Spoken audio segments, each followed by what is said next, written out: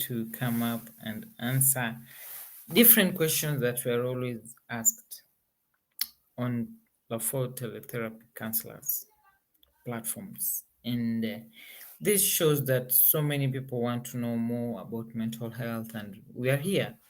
We are here to give you our knowledge. And if we don't have enough knowledge, we'll bring different mental health experts, different psychologists, different psychiatrists, different panelists on once a week to discuss issues, mental health issues, stress management issues, mental health disorders. So always check on our page, subscribe, share, and turn your notification on for the next information that will be passed.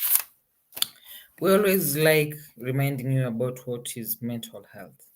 Mental health refers to emotional, psychological, and social well being of an individual, and it affects how you think, feel, or act. It helps determine how you handle stress and also how you make decisions and other related stuff.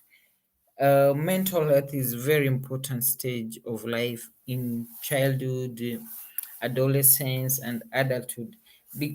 One thing that is psychology is big on is psychologists study the childhood development. So child development is like almost close to defining psychology. So we focus more on how a child develops into adolescence, into adulthood, what affects them, what makes them make decisions the way they make. So yeah, and the next thing we were supposed to talk about is the key aspects of mental health. You know, when we are breaking down the study, we want you to be at par and we want you to understand why some things are more important and some things are valued. So, in the definition, we talked about emotional, psychological, and social well being. So, when it comes to emotional well being, we can say is the mood regulation, the ability to manage and express emotions in a healthy and appropriate manner. That's now when we talk about emotional well being, when your emotions are in some level of stability. And we can say that the capacity to cope with stress and bounce back to from adversities. So that's still explaining how emotional well-being can be put. The next one, when we are defining, we talked about sociological. So we are going to explain a bit about sociological well-being. We can explain sociological well-being into self-esteem, having a positive view about oneself, maintaining a clear and realistic thinking process, and the ability to focus, make decisions, and solve problems effectively.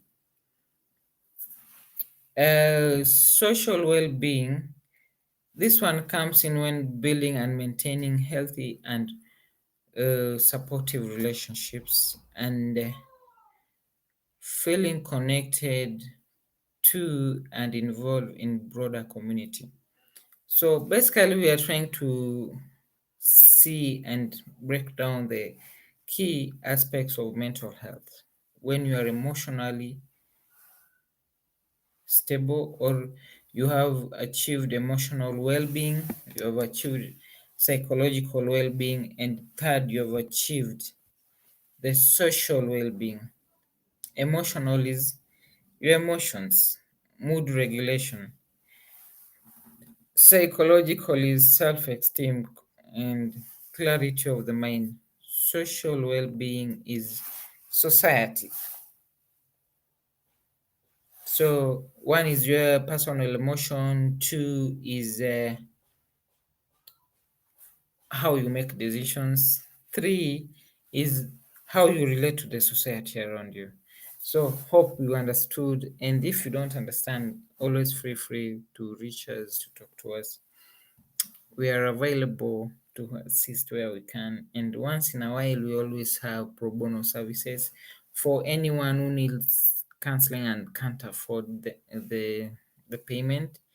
And we also have some publishments. We have published ebooks on Amazon, and feel free to reach us. Feel free to talk to us. Feel free to inquire more.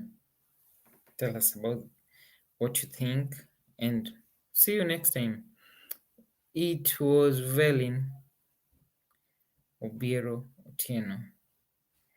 Till we see you again, till you see us. See you when I see you, and talk to me and talk to us about anything you want to know about online counseling, mental health, therapy sessions, and anything dealing with stress, depression, anxiety, trauma.